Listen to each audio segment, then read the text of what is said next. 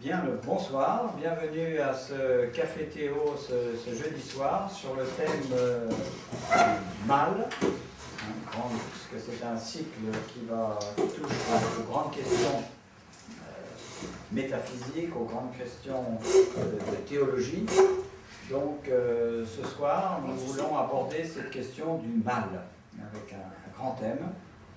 Alors, je l'ai illustré avec cette affichette, où il est exprimé que l'on veut tous vivre dans un monde paisible, harmonieux, mais on le voit bien, la réalité du monde et parfois de nos vies est aussi très différente. Et on se pose la question du pourquoi, forcément, on est dans ces situations-là. Alors, il y a eu beaucoup de réponses à toutes ces questions, beaucoup de théories sur l'origine des conflits, l'origine du mal dans le monde.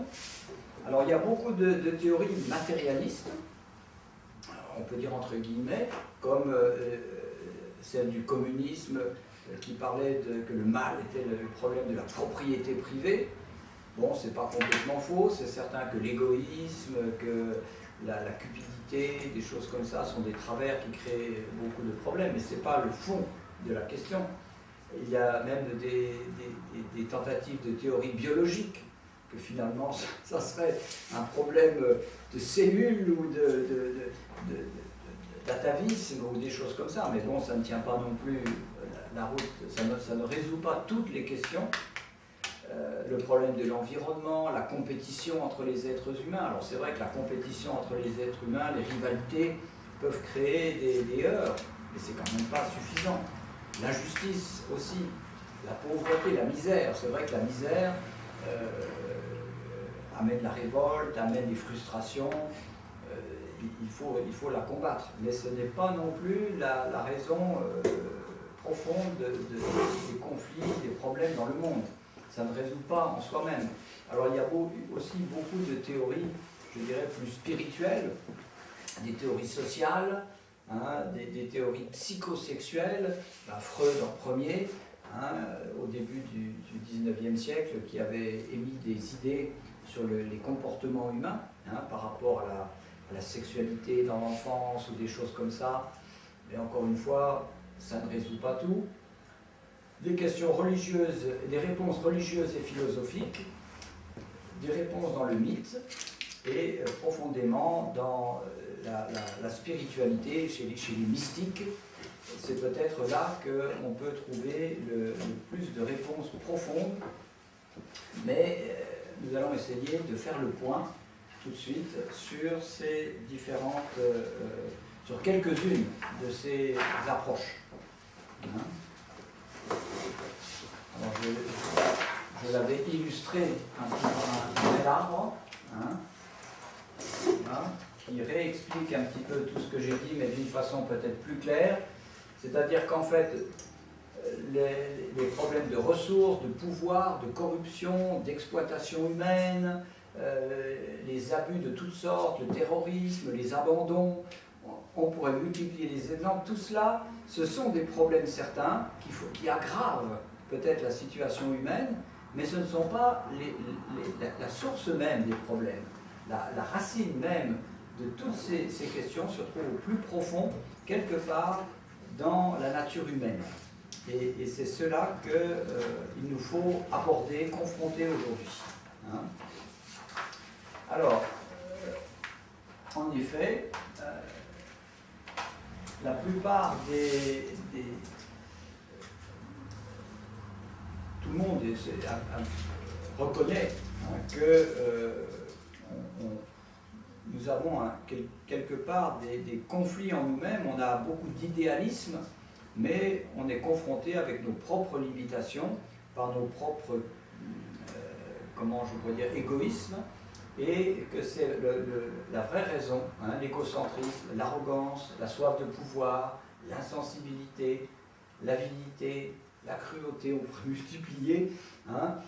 On voit bien que cet être humain, nous-mêmes, on est vraiment à la fois, alors je n'ai pas mis bien entendu les côtés positifs, puisque là on est parler du mal plus particulièrement, donc on met en exergue tous les mauvais penchants, il est certain que cet être humain a bien entendu des élans de bien, de bonté, de générosité, mais on a vraiment cette nature double.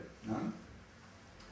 L'être humain est vraiment un être divisé. Il veut faire beaucoup de choses, mais souvent il n'y parvient pas, et parfois il plonge complètement dans des addictions, dans des difficultés. Et la grosse question philosophique quand même, que l'on peut se poser par rapport à ça, c'est se dire, ben oui, mais est-ce que Dieu finalement, est-ce que l'être humain est comme ça, fondamentalement, hein? Est-ce que Dieu a créé des êtres humains comme ça? Ça, c'est une grosse question. Alors, il y a beaucoup de traditions spirituelles qui ont posé cette question, hein, ce problème. La sagesse amérindienne, les Amérindiens d'Amérique du Nord avaient un dicton: toute personne a deux cœurs, le mauvais et le bon. Si bon que paraisse un homme, il y a quelque malice en lui. Si mauvais que paraisse un homme, il y a quelque bonté en lui. Ce qui illustre bien on voit bien que toutes les cultures ont très bien perçu cette dualité, ce conflit à l'intérieur du cœur de l'homme, qui est la source finalement de tous les conflits après qui peuvent s'étendre. Mais la réponse n'est pas dans des situations politiques, économiques, sociales, psychologiques uniquement. Elles ont plus profondément à l'intérieur du cœur de l'homme. Hein. Dans les écritures bouddhistes, il y a un passage du Dhammapada qui dit « Faire le mal est aisé, mais vous fait du tort. Faire le bien est ardu, mais vous fait du bien. » C'est assez subtil, hein, mais c'est bien dit. Hein, faire le mal est aisé, mais vous fait du tort. C'est-à-dire que faire le mal, c'est facile, mais bien entendu, on en paye toujours des conséquences. Et de l'autre côté, faire le bien, c'est pas facile. Ça demande un effort, un engagement, mais ça fait du bien. C'est une belle phrase. On connaît bien entendu le Saint Paul, qui est un de ceux dans les évangiles qui a le plus glosé sur cette question-là. Le passage de Romains 7,15 particulièrement, où il dit « Car je ne sais pas ce que je fais. Je ne fais point ce que je veux, et je fais ce que je hais. Mais alors, ce n'est plus moi qui agis, c'est le péché qui habite en moi. » Là, Saint Paul et les évangiles soulignent qu'il y a une force qui dépasse l'être humain et qui le conduit à l'agonie, à des situations de tension et de conflit. Les écritures hindoues aussi, le Mahabharata, il est dit « Je sais ce qui est bon, mais je ne suis pas disposé à m'y mettre. Je sais aussi ce qui est mauvais, et je ne me gêne pas pour le faire. » Ça rapproche un peu des écritures bouddhistes. Hein. Et les religions du livre, alors qui sont plus dans notre univers, je dirais, quand on regarde le Coran, il y a de nombreuses sourates, comme par exemple la sourate 17, 11, « L'homme invoque le mal et il invoque le bien, toujours dans la précipitation. » Le Coran la souligne en fait que l'homme agit toujours un peu d'une façon improvisée, voilà, qui n'est pas réfléchie, exactement, c'est ça. Et c'est un peu vrai, hein, on agit plus par impulsion, par sentiment, par choses comme ça. Alors un coup c'est bien, un coup c'est, voilà, par réaction. Manque de profondeur. Hein. On pourrait prendre encore beaucoup d'autres exemples, hein, mais je pense que ça suffit pour souligner cette réalité dans toutes les cultures, dans les grandes religions, dans les grandes pensées. Et maintenant, on va essayer d'approfondir davantage encore cette question du mal. Alors, je vais reprendre ma présentation. Voilà. On va garder notre homme divisé, c'est bien. Voilà, pour réfléchir avec ça. Et nous allons hop là, non, voilà. Nous allons prendre. Oui. Vous arrivez à lire à peu près là? Oui. Ça va? Les yeux là? Oui. L'origine du conflit. Les clés que livrent les récits traditionnels. Alors les grands mythes des cultures, les grands récits religieux parlent justement de cette origine du mal, mais d'une façon voilée, d'une façon allégorique. Ce n'est pas à prendre d'une façon scientifique, réelle, ce n'est pas à la lettre. Voilà, ce n'est pas à la lettre. Hein. Mais dans beaucoup de récits mythologiques de différents peuples, les récits grecs, latins, amérindiens, africains, beaucoup d'autres, il y a toujours dans ces récits mythologiques beaucoup de clés. Et c'est plutôt là que l'on va arriver à comprendre profondément la nature humaine et cette question du mal que dans des raisonnements construits, quoi.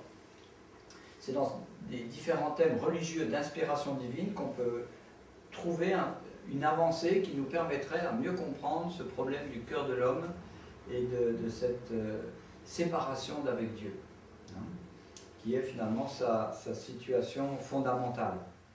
Hein.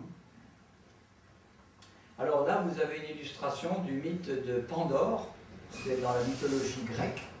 Hein, Pandore, c'était une femme qui avait ouvert la... Il y a 1600 ans. Oui, c'est vieux. Hein, ça, oui. Et par curiosité, elle a ouvert la jarre des dieux et des fléaux de toutes sortes en sont sortis. C'est donc là déjà une sorte d'indice. Et dans l'hindouisme, il y a des légendes aussi qui disent que Brahma a pris une forme humaine et sa femme le pressa d'obtenir un bourgeon du figuier sacré, espérant gagner l'immortalité. Il fut alors maudit par Shiva. Donc là encore, ça remet en présence un couple divin et une transgression, un peu comme dans ce mythe aussi de Pandore. Dans le Coran, on est encore beaucoup, on revient sur le mythe du jardin d'Éden qu'on retrouve dans la Bible, et c'est peut-être parfois plus expliqué encore. Alors les religions du livre décrivent cet éclatement d'un premier couple, par exemple dans le Coran, « Ô enfants d'Adam, ne laissez pas Satan vous séduire comme il sortit vos parents du jardin, les dépouillant de leur habit pour dévoiler leurs parties intimes, leur nudité. » Et une autre sourate, Al-Araf, verset 20, « Puis le diable, afin de leur rendre visible ce qui leur était caché, leur nudité, leur chuchota, disant, « Votre Seigneur ne vous a pas interdit cet arbre que pour vous empêcher de devenir des anges ou d'être immortels. » Vous voyez que c'est... Alors dans le mythe de la Genèse, que tout le monde connaît, hein, c'est le chapitre 3, versets 6 et 7 par exemple, la femme vit que l'arbre était bon à manger. Elle prit de son fruit et en mangea. Elle en donna aussi à son mari et il en mangea. Leurs yeux accusèrent s'ouvrir et ils virent qu'ils étaient nus. Ayant cousu des feuilles de figuier, ils s'en firent des ceintures. Alors ce sont quelques illustrations, mais on pourrait développer cela, bien entendu, davantage et davantage encore. Avant d'approfondir cette question du mythe et de cette situation humaine, je voudrais reprendre certains points de réflexion plus contemporains. Particulièrement, il y a Pascal qui avait émis le concept philosophique de la preuve par la preuve anthropologique. Alors, qu'est-ce que cela veut dire? C'est intéressant. Pascal, dans ses méditations, avait montré que, en dehors de l'argumentation sur l'existence de Dieu, quand on regarde l'être humain, hein, dans ses agissements, dans sa vie, dans ses comportements, on voit bien qu'il montre des signes évidents de grandeur, que l'être humain a un potentiel incroyable, qu'il est capable de choses transcendantes, de choses incroyables, quoi, hein, tout à fait. Et par exemple, on retrouve cela dans la pensée aussi grecque, gréco-romaine, le stoïcisme. On était justement lundi avec Maxime et Jean-Luc là pour discuter de comment s'appelle-t-il ce penseur avant Marc Aurèle, stoïcien très connu, je m'excuse, je l'ai oublié sur le moment. En tout cas, toute cette pensée-là mettait en avant juste cette grandeur de l'être humain et cherchait à la développer. Alors, Blaise Pascal avait vraiment souligné ça comme une preuve anthropologique que l'homme a un potentiel inouï, mais en même temps, il montrait que si l'homme est capable de grandeur comme cela, il est capable aussi de faiblesse.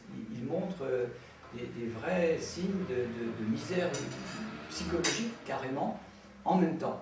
Et c'est très contradictoire. Et c'est ça qui amène après Pascal à réfléchir sur Dieu. Parce qu'il dit, cet homme-là, en même temps, il est capable d'être presque Dieu lui-même, et puis en même temps, il est un véritable démon, quoi. Et il dit, il y a quelque chose d'irrationnel là-dedans qui nous pousse à aller plus loin. Et donc, récemment, vous savez, il y avait les événements du 11 septembre aux États-Unis, quand ils ont fait sauter les tours jumelles. Hein? C'est l'anniversaire. C'est l'anniversaire, exactement. Et il y avait une revue américaine chrétienne, le Christian Research Journal, qui avait justement repris cette pensée de Pascal, qui est très connue dans la réflexion philosophique et théologique, la preuve anthropologique, et ils avaient dit, quand on regarde ce qui s'est passé le 11 septembre, on voit à la fois cette grandeur de l'homme. On a vu des pompiers qui ont carrément sacrifié leur vie pour se jeter dans récupérer des gens. Le martyr. Oui, on a vu des gens capables de choses incroyables pour s'entraider dans une situation impossible.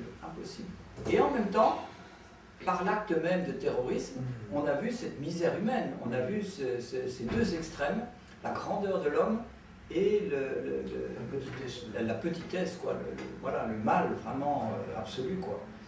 Et ça montrait bien, en fait, cet aspect qui est dans le cœur humain. Et bien entendu, l'être humain, il cherche à aller au-delà de cette contradiction, mais ça lui est très très difficile. Alors quand il est dans des situations d'héroïsme comme ça, bien entendu, sa nature originelle va prendre le dessus quelque part, il va être capable de se transcender, de faire des choses incroyables, mais dans la réalité quotidienne, ce n'est pas évident. Il a besoin d'une réflexion, d'une éducation, d'un développement de sa personnalité pour vraiment rester dans la valeur, dans le bien. Il est sans arrêt dans les extrêmes et dans des situations difficiles, il peut être capable du pire, quoi. Alors ça, c'était une réflexion qui nous amène donc à aller plus loin au niveau de la Bible, de ce mythe du Jardin d'Éden, ce mythe de la chute de l'homme. C'est un mythe, le mythe fondateur de notre civilisation, la civilisation judéo-chrétienne. J'ai évoqué tout à l'heure d'autres mythes qui s'en rapprochent, qui sont un petit peu... Mais quelque part, ce n'est pas un mythe unique ou fabriqué, c'est vraiment un mythe commun, on pourrait dire, à l'humanité. Donc c'est bien de prendre ce mythe comme base de réflexion et de chercher à réfléchir à travers lui sur la situation humaine et sur cette question du mal. Voilà. Dans les écritures persianes, on parle du premier homme et de la première femme qui s'appelaient Meshia et Meshian dans ces écritures-là, qui furent séduits par Ahriman, un esprit mauvais qui existait sous la forme d'un serpent, et ils commirent un péché de chair qui a souillé ensuite leurs descendants. Donc là, dans ces écritures-là, ils sont très clairs. Hein. C'est le courant du masdéisme. Hein. Ils avaient des révélations très, très fortes, bien avant même que se structure ce mythe du Jardin d'Éden, que se mette en forme la Bible. Et dans le bouddhisme, on dit aussi Mara, le mauvais, offrit au bodhisattva une contrefaçon du chemin. On voit qu'il y a une force du mal qui cherche à détourner l'homme, à mal guider l'homme. C'est ce que soulignent d'ailleurs les évangiles et la Bible très fortement. Et on reprend ce chapitre de la Genèse 3, où l'Éternel Dieu dit « Qui t'a appris que tu es nu? Est-ce que tu as mangé de l'arbre dont je t'avais défendu de manger ?» L'homme répondit « La femme que tu as mise auprès de moi m'a donné de l'arbre et j'en ai mangé. » Et chacun se repasse la faute et la responsabilité de l'un à l'autre. Et ce mythe du Jardin d'Éden est bien illustré ici dans ces peintures de la Renaissance, où on voit, et ça revient fréquemment, hein, c'est très profond, où on voit Adam et Ève qui sont tentés par ce serpent, hein, par cette figure spirituelle, cet ange du mal. Et chose curieuse, c'est qu'il a un visage humain et que quelque part, il a même les caractéristiques d'Ève quelque part. Et ça a une connotation profonde parce que on voit bien que ce n'est pas une créature extérieure, si je peux dire comme cela. C'est pour montrer que c'est un miroir d'elle-même, quelque part, ou plus exactement, c'est une possession. C'est plus là l'illustration d'une possession qui est mise en avant, et elle est poussée intérieurement par une force qui la dépasse à transgresser ce commandement qui était, pour l'instant, pour les premiers ancêtres de l'humanité, de se développer dans ce jardin de la création en lien avec leur créateur et de grandir vers la maturité et d'arriver comment on peut dire, de vivre ce potentiel humain qui était le leur, c'est-à-dire à la fois dans l'idéal et à la fois dans la réalité de la sexualité, de tous les aspects de la vie humaine. Alors ça, ce n'est pas une condamnation de la sexualité comme on a voulu le voir trop facilement. Alors, bien entendu, la religion parfois ira dans les excès. Hein. D'ailleurs, c'est un peu le cas dans tous les évangiles, entre les saints Paul, les pères de l'Église par la suite. Il y aura une tendance un petit peu d'ascétisme qui viendra par réaction, en effet, à condamner, mais ça existait aussi dans le gnosticisme ou dans d'autres courants spirituels du Proche-Orient. On a tendance à considérer à la fin que le mal, c'est la vie physique, le corps physique, ce qui était loin de l'idéal biblique. Au contraire, dans l'idéal biblique, la terre, la nature, tout était bon, et la vie humaine était bonne, donc la sexualité était aussi une bonne chose. Mais elle devait se faire dans la maturité, dans le lien avec Dieu, dans le respect de la création, etc. Et là, cette histoire, d'une façon symbolique, elle montre qu'il y a eu une transgression, hein, qui certainement, quelque part, à travers Ève, qui a entraîné ensuite Adam, et puis on les voit ici, poussés en dehors de ce jardin d'Éden. Le jardin d'Éden, ils n'ont pas été poussés en dehors d'un jardin physique peut-être, c'est simplement pour dire que l'accès à un monde de bonheur, de plénitude, leur a échappé. Et que la condition humaine, qui est la nôtre, a été une condition humaine de difficulté. Et on voit bien que le deuxième mythe qui vient un peu après cette chute, c'est le meurtre.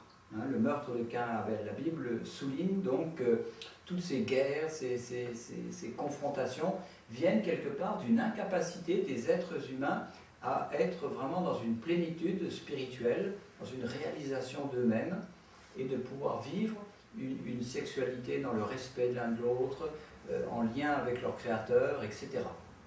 Donc là, il y a un inachèvement, quelque part, et cet inachèvement, ben, on voit bien, il se multiplie en quelque sorte. hein, des êtres humains inachevés qui produisent des êtres humains inachevés, et finalement, ce mal se perpétue. Alors, cette question du mal en lui-même, du diable, c'est une question qui est difficile au XXIe siècle, et même une partie de l'Église, hein, des églises chrétiennes, s'est un petit peu désolidarisée de cela. On ne parle plus tellement du diable maintenant, même chez beaucoup de catholiques ou beaucoup de protestants. On l'a un peu, c'est un peu dépassé, dit-on. Mais on l'a mis de côté. On l'a mis un peu de côté. Hein. Mais là, j'ai pas le temps ce soir. C'est pas un débat qui est dépassé, au contraire, c'est pas une question. Mais disons ce soir, moi, je veux juste l'effleurer et pas la mettre de côté. Et on essaiera de l'aborder plus avant dans un autre exposé, quand on verra plus les conséquences, le pourquoi un peu. On va essayer de détailler dans une prochaine fois, plus en détail, cette question du mal métaphysique, du diable vraiment, du monde spirituel. Mais on en avait déjà un peu évoqué ensemble de ces questions-là quand on a parlé la dernière fois du monde spirituel. On voit bien qu'on ne vit pas simplement dans une réalité physique concrète, qu'une grosse partie de notre vie est faite d'émotions, de sentiments, de sensations, de choses que l'on ne voit pas. Donc cette chute des premiers ancêtres humains, en tout cas, on peut être tous sûrs et quand même d'accord, même avec les psychologues, les penseurs ou autres, que c'est surtout un mauvais usage de l'amour, une déviation de l'amour, une incapacité à se réaliser pleinement en tant qu'être humain, homme et femme, et qui est la cause un petit peu de tout ce drame que nous vivons actuellement. Et pour conclure, je voudrais juste reprendre ce qui est un petit peu l'essentiel de ce que l'on avait vu jusqu'à présent dans cette théologie de l'unification. Hein, c'est que les premiers ancêtres humains, par une obéissance à la parole de Dieu, c'est-à-dire à l'idéal de la création, dont ils faisaient partie, nous sommes des êtres qui sommes dans un vaste univers, nous avons été programmés, on peut dire. Et alors, autant on a une liberté, mais la liberté, elle peut vraiment s'accomplir que quand il y a plénitude, que quand il y a accomplissement. Comme disait saint Augustin très très bien, aime et fais ce qu'il te plaît. Mais ce aime est très profond. Ça veut dire sois capable d'aimer. Hein, on voit trop de gens immatures, on voit trop de gens qui sont dans cette incapacité de manifester leur cœur, leur potentiel d'une façon saine et vraie. Donc, ces premiers ancêtres humains devaient réaliser ce fondement stable, en unité avec le Créateur, maturité spirituelle, établir une famille idéale, et à travers cela, une humanité aurait pu se développer avec un haut idéal dans une culture du bien. Mais il y avait cette période de développement qui n'est pas automatique. Le développement de l'être humain, on le voit bien même encore aujourd'hui, c'est valable à toutes les époques, eh bien, il dépend d'une période où on doit suivre des règles, on doit suivre des apprentissages, on doit accepter une éducation, on doit accepter qu'il y a des parents et qu'on doit écouter leurs conseils, même s'ils ne sont pas parfaits, on peut dire, dans un sens absolu. Mais grâce à cela, on peut arriver à atteindre une certaine autonomie. C'est à la fois vrai au niveau du cœur et puis même de l'intellect. On a besoin, on ne va pas devenir ingénieur comme ça tout seul par hasard. Il va falloir travailler dur, accepter des règles, faire des exercices, etc., etc. Et on peut devenir architecte, ou on peut devenir éducatrice, ou des choses comme ça. Mais il y a vraiment une période où il faut accepter un petit peu ce rôle d'apprenti, on peut dire, de suivre, d'être patient. Et puis après, on peut profiter de la vie, on peut être autonome, on peut mener sa vie, entre guillemets. C'est un peu ça. Donc cet idéal originel n'a jamais vraiment été atteint. Et c'est la grosse difficulté parce que le monde se multipliant, les cultures se développant, et les conflits ne font que s'amplifier d'un certain côté. Voilà. Donc ce rappel de l'idéal originel est important et doit nous servir de base, je pense, pour mieux comprendre ce drame évoqué dans la Genèse. On ne peut pas vraiment le comprendre, je pense, sans un rapport à une vision d'un développement des êtres humains et d'un idéal. Voilà en quelques lignes ce soir ce que je voulais dire sur au moins la possibilité d'une explication sur le mal lié au grand mythe, et surtout le grand mythe fondateur de notre culture, le mythe de la Genèse, qui n'est pas, pour terminer, ce n'est pas une histoire dépassée ou absente de notre réalité, mais c'est bien, et c'est pas non plus une histoire qui condamnerait la vie, la sexualité, la nature humaine, mais c'est une histoire profonde qui nous amène à réfléchir sur les ressorts de notre cœur et notre capacité à aimer. Voilà. Je ne sais pas si vous-même vous avez des choses à dire. Je vais Tarantana. Ouais. Voilà. Moi, j'ai toujours un truc que je souligne souvent Oui. lorsque nous parlons sur le mal. Ah. Moi, je pense que dans l'avenir, nous devrons être sélectifs. Sélectifs, il y a des gens qu'on peut parler du mal. De ce dont on ne peut plus parler du mal. On brosse maintenant on regarde maintenant l'avenir, on pourrait faire des projets pour l'avenir. Aujourd'hui, toute personne sur la planète Terre sait que toute personne sur la planète Terre. Oui, sur cette planète-là. Sur cette planète. Oui, non, c'est vrai, c'est que le mal est venu suite au péché d'Adam et Ève, tombé par le diable. Oui. Moi, je pense que ça doit être une pensée qu'on devait mettre dans les musées. On devait plutôt regarder le monde à la perfection. Qu'est-ce qu'on peut enseigner aux enfants? Qu'est-ce qu'on peut faire? Ce matin, avant de venir ici, je causais avec une sœur. Elle avait vu ma fille. Elle m'a dit, tu as une très très jolie fille. Non, c'est en Afrique ça. C'est en Afrique ou c'est en France?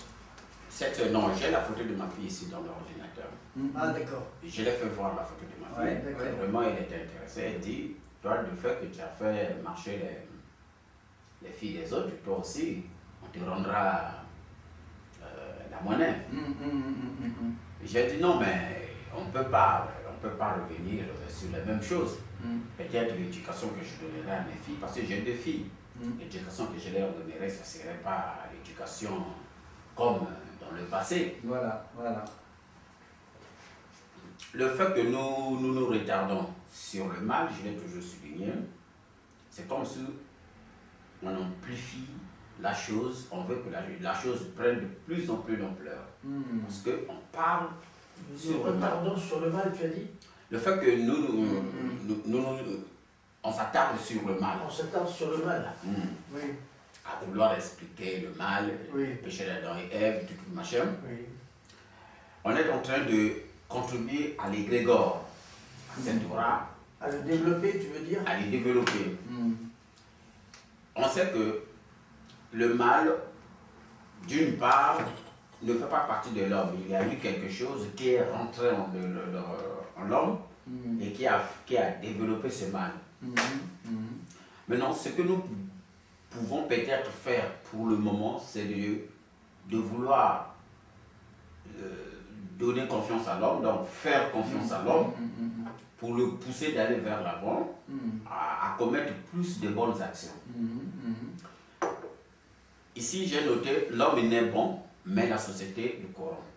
Pardon? Oui, ben, L'homme, il oui. est bon, comme c'est pas moi qui l'ai Oui, dit. bon, à l'origine. Oui, À l'origine. Oui, ça c'était une phrase un peu de genre Rousseau, un peu Voilà. des choses comme L'être ça. humain, l'être humain, à partir du moment où il s'est dévalorisé, en point de départ, a créé une société mauvaise. Oui, une société mauvaise, on peut voir ça dans plusieurs paramètres. On peut prendre ça. Dans le paramètre spirituel aussi, c'est vrai. La société, le problème, c'est l'être humain. Mais pourquoi la société corrompt, tu vois? C'est ça, c'est pas normal. La société ne corrompt pas normalement. C'est l'être humain C'est ça, qui- tu vois? Non. qui utilise la société. C'est vrai que la pour- société corrompt, mais pourquoi? La société corrompt pourquoi?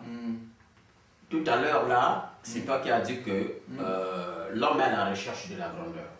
Oui, ben c'est Pascal qui disait Oui, ça. Oui. l'homme est à la recherche de la grandeur. Alors, quand l'homme est à la recherche de la grandeur, il y a combien de grandeur? C'est comme... Il y en a des milliers. Non, oui, il y en a des milliers, mais il y a tout le monde qui veut être grand. Mais parfois, tout le monde n'a pas le mérite aussi d'être grand. Ça pourrait susciter un certain nombre de défis quelque part pendant le cours. Moi, je pense que on ne peut pas exclure la question de l'homme et la question de la société. L'homme, c'est l'homme qui fait la société. C'est l'homme qui fait la société. Oui, c'est l'homme qui fait la société. Alors, parler spirituel n'est pas regarder dans le cadre social, donc c'est comme si on veut faire un truc comme ça dans le vide qui n'a pas de sens. Maintenant, si nous rentrons dans le côté social, on trouve que l'homme a besoin de survivre. Donc, manger, avoir un certain confort et tout. Et la société doit organiser tout cela. Quand la société organise tout cela, il y a maintenant la question de la redistribution je ne parle pas des valeurs, des produits, bien sûr. Redistribution des biens. Des biens. Oui, tout à fait. Tout cela n'est plus égal. Pardon? Cela n'est plus égal. On ne donne plus à la personne par rapport à l'effort que la personne en a fourni. Parce que il faut compenser ceux qui n'ont pas fourni d'efforts. Mais c'est là aussi, dans la redistribution des biens, il peut se passer des problèmes. Et il y a les grottes, on peut le dire.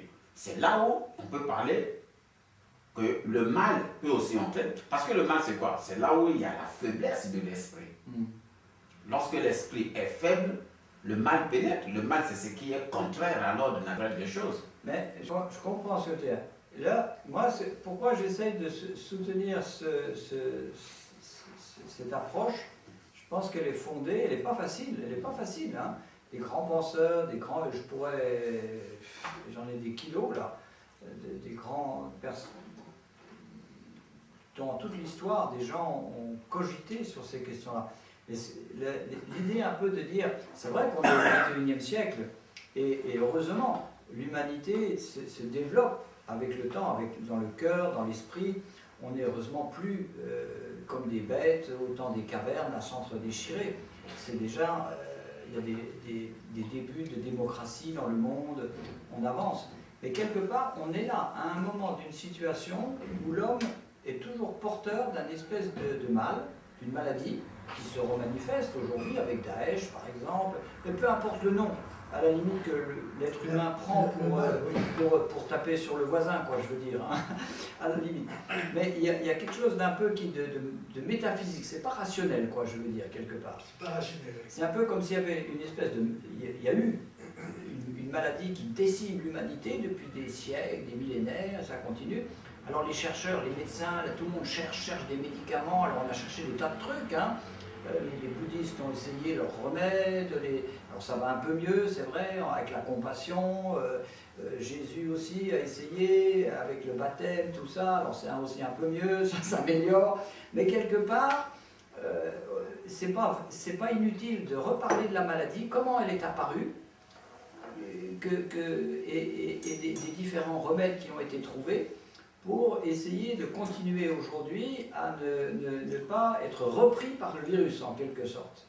Hein, c'est ça que je veux dire. Je comprends. Et quand on lit par exemple des gens comme Jung, des Adler ou des gens comme ça qui ont beaucoup réfléchi sur la pensée humaine, sur le cœur humain, on voit toute l'immensité de la psyché humaine quoi, et du développement du petit enfant vers la grandeur. Ils n'ont montré que les effets. Oui, non, mais voilà. Ils n'ont montré que les effets. Mais alors que nous voulons arriver jusqu'à la racine pour pouvoir éradiquer cela. Non, moi je pense que ça sera, excusez-moi un peu l'adjectif, la mauvaise idée. Excusez-moi un peu l'adjectif, la mauvaise idée. Je suis né dans un pays qui a connu beaucoup de problèmes. D'abord, on a connu la colonisation qui nous a tous effacé l'histoire. On a connu les indépendances avec quoi il y a eu des soulèvements ethniques, passés par là, des guerres civiles. Moi, j'en ai vécu. Et on est arrivé à un stade où le président de la République avait dit on ne parle plus de la guerre dans le pays. Et il a pacifié le pays. Si vous arrivez au Congo... C'est une pacification extérieure. Excusez, j'évolue. Si vous arrivez au Congo, dans les années après-guerre, vous sentirez que le Congolais n'avait plus le dialogue de la guerre. On ne parlait plus de la guerre. Ça n'existait plus. Si bien que les enfants qui sont nés après la guerre n'ont jamais su qu'il y avait la guerre. Il y a 10 ans de cela. Donc, on était dans une bonne ambiance. Et malheureusement, lui-même encore, lui qui a pacifié le pays, lui qui a parlé de la paix, il est encore celui qui fait encore la guerre. Bon, je prends le côté positif. Le côté positif où on a vu, au sortir de la guerre, comme on ne parlait plus de la guerre, et personne ne pensait plus de la guerre, le nord au sud a été pacifié. De l'est à l'est a été pacifié. Et si le président de la République avait respecté ce qu'il avait dit, aujourd'hui le Congo serait un pays béni. Donc moi, si je prends cet exemple, j'élargis ça au sens planétaire, mais qu'on ne parle plus des trucs négatifs. Même ici, on connaît que la racine du mal est là, et qu'on n'enseigne plus ça, et qu'on essaye un peu de faire la redistribution des biens, que chacun puisse avoir ce qu'il mérite par rapport à son effort, je pense que le monde, ça va se rééquilibrer. Eh bien, justement ici en Europe, on fait exactement l'inverse. Et puis là, moi, je dirais comme une grosse objection de ça, il y a des gens qui ont essayé. Le communisme, par exemple, a essayé de faire table rase. Non, le communisme, ce que vous dites, le communisme, c'était le prolétariat. Oui, mais c'est un exemple de oui, gens... le prolétariat était la dictature de la minorité sur la majorité. Et ça, c'est ce que nous constatons. Attention, c'est ce que nous constatons. Après coup. Ce que je veux dire, c'est peu importe, on est tout à fait d'accord que ce n'était pas idéal leur système, mais c'était un exemple de gens, et dans leur analyse, qui n'avaient pas tort d'un certain côté, et qui voulaient faire table rase du passé, de la culture, du passé, de l'histoire, et de trouver une espèce de théorie scientifique pour mettre les êtres humains les uns à côté des autres. Voilà, on est des camarades, on partage tout, tac, tac, tac, tac, tac. Dans la réalité, c'est une utopie. C'est une utopie. Une utopie très négative, et il y en a eu d'autres aussi comme ça, des gens qui ont essayé de faire table rase du passé. Aujourd'hui, à mon grand regret de te le dire, 80% de l'humanité est issue, est dans la sphère des 4 grandes cultures qui se confrontent aujourd'hui, la culture hindoue, la culture proche-orientale, la culture judéo-islamo, chrétienne, hein, qui est la nôtre. Et puis la dernière, c'est l'hindouiste, oui c'est ça, il y a et l'islam, voilà. Ce sont les grandes sphères un peu qui sont là, et on ne peut pas lutter contre ça, hein, c'est un fait. Donc elles ne sont pas apparues uniquement Ce que je veux dire, on ne peut pas non plus dire trop facilement qu'elles sont nées sur une illusion. Ce n'est pas possible que l'humanité soit née basée sur...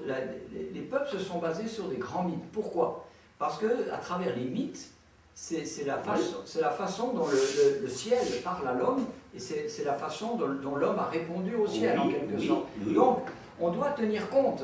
On ne peut pas, par exemple, un enfant, tu ne peux pas d'un seul coup, et ça aussi c'était le système un petit peu du nazisme ou autre, on le met dans une école, on va en faire un parfait petit nazi, on l'enlève à ses parents, à sa culture, à son histoire. C'est pareil pour le communisme. Voilà. Mais de faire ça, c'est une cruauté. Et c'est un déséquilibre complet. Et le problème du communisme. Regardez, l'homme n'est pas là, c'est pas seulement pour fabriquer les gâteaux, les pains, les voitures, les marques de voitures, les marques de... On est d'accord. L'homme aussi est là pour voilà. avoir des nouvelles idéologies. Voilà. Le problème ici, c'est quoi? Les nouvelles idéologies, qu'est-ce que tu veux dire par là? Les nouvelles idéologies, toujours trouver un système pour harmoniser les choses. Et voilà. Mais toujours il faut créer, parce que la démocratie n'est pas l'absolu. Et voilà. Mais on a besoin d'une nouvelle approche. Voilà. Mais non, mais on est entièrement d'accord. Et c'est ce que, à travers la théologie de l'unification, c'est une approche qui permet de réapprofondir ces grands mythes, ces grandes réponses, mais pas celles d'une culture ou d'une religion qui soit globale à l'humanité, où l'humanité peut se retrouver pour les dépasser et construire à un niveau plus élevé une famille humaine qui puisse vivre ensemble en respectant justement les traditions, les cultures des uns et des autres, mais en ayant les valeurs supérieures qui puissent nous permettre d'aller, même ceux qui sont par exemple des hommes de conscience. Hein. L'idée n'est pas de dire que on doit... La nouvelle culture ne sera pas une culture d'une religion ou d'une pensée, ça sera une culture ouverte. De l'unification. Voilà. Telle que... Voilà. Mais de l'unification. Mais Anicet, non, mais entièrement d'accord. Mais dans ce cas-là, cette culture doit tenir compte et respecter profondément chaque être humain, chaque enfant de l'humanité. Et 90% de cette humanité est issue de racines mythologiques, de racines spirituelles. La tradition. De tradition, oui, mais on ne peut pas... Non, on ne peut pas s'en passer, on ne peut pas fuir la tradition. Voilà, et même... Et c'est respectable pour certaines personnes qui sont des hommes de conscience, qui ne s'y sentent pas, ça peut être respectable. Mais le gros danger, ça ne serait que des hommes de conscience comme cela, et ça a été le cas de dictateurs, de grands mythes, de grandes utopies politiques, comme le communisme, comme le nazisme, des hommes qui ont voulu dire, moi, je suis Dieu, je suis le meilleur, tout ça, c'est des racontards, c'est des histoires, je vais vous faire un monde super, vous allez voir, et résultat... Ça c'est de la dictature. C'est partout ça. C'est ce que je veux dire. Oui. Donc de réfléchir sur cette épidémie qui a décimé la vie humaine, ce n'est pas un retour en arrière ou écraser l'être humain, au contraire, c'est une façon positive de tenir un petit peu compte du passé, de ce qui s'est passé, de mieux comprendre ce qu'est la spiritualité, justement, par rapport à ça, qui justement permet de dépasser ces forces négatives à l'intérieur du cœur de l'homme et d'aller de l'avant. Ceux qui ne sont pas là-dedans, qui ont déjà dépassé ça, parce qu'on est au XXIe siècle, on est déjà dans une évolution de l'humanité, où beaucoup ont déjà un peu dépassé ces conflits et ces choses-là, tant mieux, mais il faut que tout le reste puisse suivre, donc on est forcé de réexpliquer un peu le passé pour faire un présent qui puisse tenir compte de... Mais maintenant le grand problème c'est quoi? Le fait de se retarder dans le passé, on retarde l'avenir. Parce que le problème... On rétablit l'avenir. On ne peut pas rétablir le lien. Si tu ne veux pas regarder le passé, tu resteras bancal. Non, regardez. Moi, je préfère que nous fassions une histoire sélective. Il faut être de ce côté. Parce que je l'ai toujours dit et réclamé haut que les sciences de l'histoire n'est pas permis, disposé à tout le monde. On ne peut pas parler de l'histoire à tout le monde. Comme la Bible, qui est un livre appartenant à l'histoire, ceux qui doivent avoir accès à la Bible, on doit les sélectionner. On doit les sélectionner. Donc Non, regarde, oui, hein, on doit les sélectionner. Parce que pourquoi on doit les sélectionner? Absolument pas. non, regardez, excusez-moi, j'évolue. Pourquoi? Si on veut faire une société meilleure, il faut choisir des élites. On ne peut pas, tout le monde ne peut pas, c'est comme a dit Yves tout à l'heure. Bon, voilà, c'est un illuminé qui sort quelque part, qui se dit, moi je suis Dieu, adorez-moi, sans moi vous êtes rien. Ils existent des hommes comme ça, jusqu'au 3e lieu. Sortir des élites, c'est ce que tout le monde fait. Les élites qu'on fait sortir, ça ce ne sont pas des élites. Bon, excusez-moi d'être un peu l'autre là. Les élites que nous voulons, c'est des gens qui ont la conscience du cosmos, les gens qui ont la conscience de l'univers, les gens qui peuvent comprendre que non, un tel est comme moi, un tel est mon semblable, un tel est ceci, un tel est cela. Pas des gens qui s'assoient là, ils regardent que leur intérêt, le nombre de crimes, lui, ils s'en foutent de ça. Tout à fait. Non, on n'a pas besoin de gens comme ça. Oui. On a besoin des gens qui ont la conscience tranquille, ils savent que, voilà, ici, si on veut faire quelque chose ici, il faut prendre en compte les conditions humaines de là où nous voulons faire quelque chose pour que chacun de nous puisse se développer. Aujourd'hui, il y a encore sur la planète des gens qui vivent à l'époque de la Terre. Oui, non, mais là, je suis Ils existent encore, mais il existe des hommes qui sont déjà à l'avance de 2075 années d'avance par rapport à ceux qui sont encore à l'âge de la pierre taillée. Comment une humanité qui vit sur la même planète, il y a des... Petit café, là, encore. Donc, une humanité... Froid, ça va. Un homme conscient ne peut pas accepter que... Un homme conscient ne peut pas continuer à assister une humanité qui se déchire. Qui se déchire. Un homme conscient ne peut pas accepter ça. Maintenant, Vous êtes dans la totale illusion là. Hein. Mais moi je suis sur la Terre, je ne suis pas un extraterrestre. Non, si j'étais extraterrestre, je dirais je suis dans l'illusion. Le problème de la planète Terre, ça me concerne aussi parce que je suis terrien. Oui, non, je suis d'accord. Mais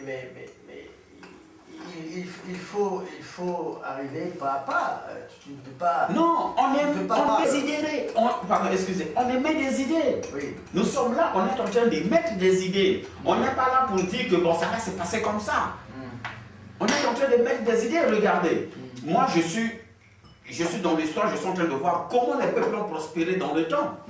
Il y a eu des gens qui ont émis des idées, 2000 ans après leurs idées, ont fait chemin. Mais eux-mêmes qui ont émis de ces idées sont morts il y a longtemps. Donc nous sommes en train de jeter des graines pour une société nouvelle demain. Parce que moi je suis sûr que moi je ne vivrai pas cette société harmonieuse. La société de demain, c'est la société de l'amour, du vrai amour. Mais il faudrait que nous, qui sommes les vivants aujourd'hui, que nous plantons les graines. De savoir que moi-même à l'intérieur de l'autre, je ne dois pas vivre pour moi-même, mais je dois vivre pour les autres. Mais il faut que cela soit dans le cadre de l'éducation. On ne peut pas, tel que moi je suis là, je dis que je suis un être d'amour, je ne peux pas limiter mon amour à moi seul. Je dois distribuer, partager à tout le monde, apprendre aux autres. Non, toi, désormais, voilà ce qu'il faut faire. Si tu fais le contraire, voilà ce qui pourrait t'arriver. C'est ce que je sème. Maintenant, celui que j'ai donné l'information, s'il lui fait le contraire, je ne suis plus là. Il a son libre arbitre à lui de juger ce que j'ai fait. Maintenant, le grand problème ici, c'est que nous, qui sommes aujourd'hui, les vivants d'aujourd'hui, on doit penser à mettre les bases, à poser les bases. 2011, 6000 ans plus tard, ceux qui viendront vont se référer sur nos bases. C'est bien ce qu'on est en train de faire. Voilà, c'est bien. C'est ce que nous voulons faire. C'est bien. C'est bien. C'est où, moi, en tant qu'apôtre parmi vous, j'ai dit, ne nous attardons plus sur le mal. Bah, disons, expliquons le mal. Non, mais expliquons le mal de manière à ce qu'il puisse être résolu. Je vais dans ton sens, je comprends ce que tu veux dire. Et nous, si tu veux, cette explication de la chute, c'est pas pour revenir sur quelque chose, c'est juste pour reposer un point qui permet de mieux comprendre l'histoire, de mieux comprendre le temps actuel, et puis de montrer que l'être humain, finalement, c'est un être spirituel. Et comme c'est un être spirituel, un être d'amour, quoi, autrement dit, quoi, voilà, un être d'amour, et que cet amour, il doit se développer au sein de la famille, de familles vraies, au sein de sociétés vraies, et qu'on doit maintenant aller dans ce sens-là. Mais c'est vrai que quelque part, il y a encore une partie du monde, si tu veux, qui est encore un peu dans les tensions, dans tout ça. Beaucoup. Et voilà. Et c'est important de redonner une vérité qui puisse réunir les différents points, quoi. Et surtout, Alain. ce que nous permet de Alain, ce- Alain, bon, permettez. je permets. La question du monde, c'est une question tellement complexe où nous ne devrons pas débattre ça avec autant de distractions. Autant de Des distractions. distraction. Distraction. Donc, c'est-à-dire être un peu distrait. Aujourd'hui, quand moi, Yves me parle de l'amour, de la paix, j'ai toujours répondu à Yves que la paix, c'est moi. Je lui réponds comme ça. Parce que c'est pas parce que moi, je suis un extraordinaire ou bien extraterrestre, comme je venais de le dire, c'est parce que j'ai vécu j'ai vécu la guerre. Oui. J'ai vu comment les petits enfants, est-ce que tu peux supporter qu'un enfant qui a perdu ses parents, il est en train d'errer là, ou bien il est en train d'errer. Oui. On le voit actuellement avec tous ces réfugiés. Vous les voyez à la télé, Oui. mais nous l'avons vécu. Oui, de le voir de vrai. Tu vois, de vrai. C'est autre chose. Comment l'enfant est en train de tirer son père, mais son père est mort. Moi, tu sais. Quelle émotion. Tu sais, j'ai vécu en pension. Tu peux penser ce que tu veux, mais moi, je n'avais pas de parents. D'accord. Alors, quelqu'un qui a traversé toutes ces étapes, est-ce que un jour où quelqu'un me dirait que non, on va aller faire la guerre contre tel, et que je serai là, je lui dirais oui, il va faire la guerre. Moi, je sais ce que c'est la guerre. Je sais comment les obus ont faussé les gens. Je sais comment j'ai rencontré des corps. Aujourd'hui, si quelqu'un me parle de la guerre, je lui dis écoute, mon frère, laisse un peu ses bruits, parce que tu ne connais pas ce que c'est la guerre. La guerre, c'est la guerre, c'est tout. Voilà, la guerre, c'est la guerre. Et toute personne qui a l'idée de la guerre, a l'esprit de la guerre, il faut, s'il y a vraiment des arguments, il faut le remettre sur le droit chemin. Oui, donc, nous préférons aujourd'hui incarner cette paix. Prôner plus de la compassion, plus de l'amour, plus du bienséant que de parler de... Non, mais là je suis d'accord. Moi, tout ce que je veux te dire, c'est qu'on n'est pas là en train de répéter des histoires d'enfants ou de contes pour faire peur. C'est pas de dire qu'il y a un diable et puis que... C'est pas une histoire de comportement au premier degré. Là, il s'agit de quelque chose de très profond, je ne sais même pas moi-même bien l'expliquer, hein, honnêtement. Je n'ai pas la prétention que ce soir, mon exposé était « waouh ». Quand j'ai lu certaines choses avant de venir ici pour réfléchir là-dessus, j'en dis même pas la moitié de ce que des grands penseurs ils réfléchissent là-dessus. Quand tu lis Jung, quand tu vois tout le développement le développement, la grandeur de l'âme humaine, quand c'est exprimé à travers... C'est beau, c'est grand. Moi, je ne suis pas capable d'exprimer ça très très bien.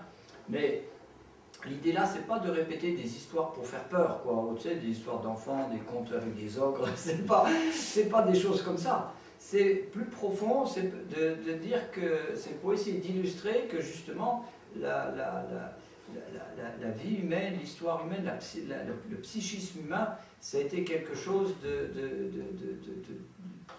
toute une évolution, et qu'en nous encore, il y a des peurs de l'histoire, il y a des choses obscures qui sont encore là quand même, latentes. Alors c'est vrai qu'on est au XXIe siècle, et je suis comme toi, c'est dépassé quelque part, c'est supposé être dépassé. Voilà, pour une majorité de gens, et globalement l'ensemble de l'humanité va un peu, tout doucement, vers un peu mieux, et donc en effet, il faut construire vers ce mieux et vers cette paix. Mais quelque part, on ne peut pas non plus faire l'impasse c'est un petit peu comme là aujourd'hui, on ne va pas revenir sur le nazisme, on est des parents, j'entendais ça tout le temps, les attaques, les machins, les trucs.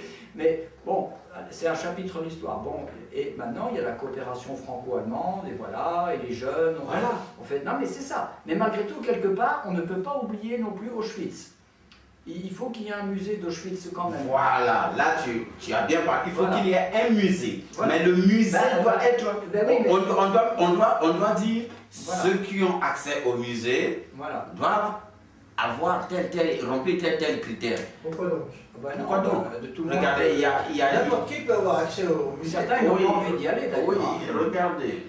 Réveiller à quelqu'un des soupçons, c'est de le pousser à aller vers la chose. Oui. C'est comme moi, j'ai... Quand tu fais visiter Auschwitz par des enfants, n'es-tu pas en train de les pousser à aller voir Auschwitz?